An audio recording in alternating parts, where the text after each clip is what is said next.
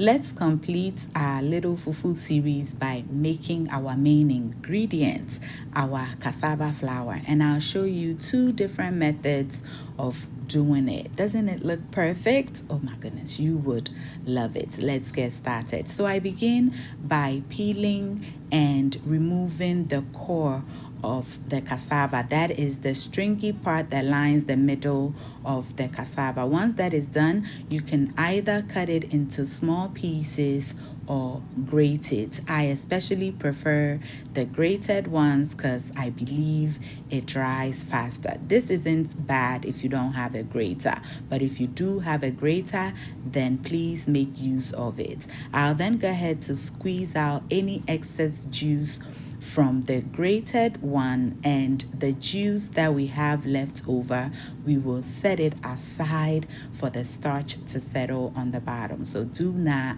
get rid of this, okay? We'll then go ahead to spread it out in a dehydrator, and as you can see, I grated more than I cut because I want this to dry faster.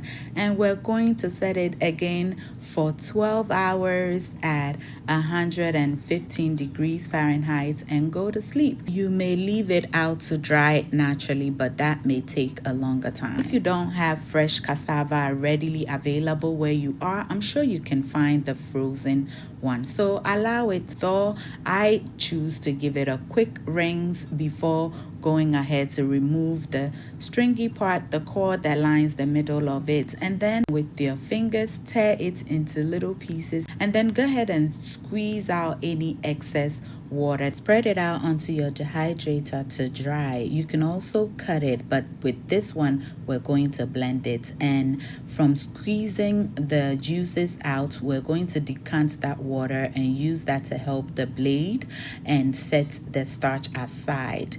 With this one, we're going to pour it into a flour sack cloth to get out most of the juices. We want to get as much juice out, and the juice will set aside once again to extract the starch.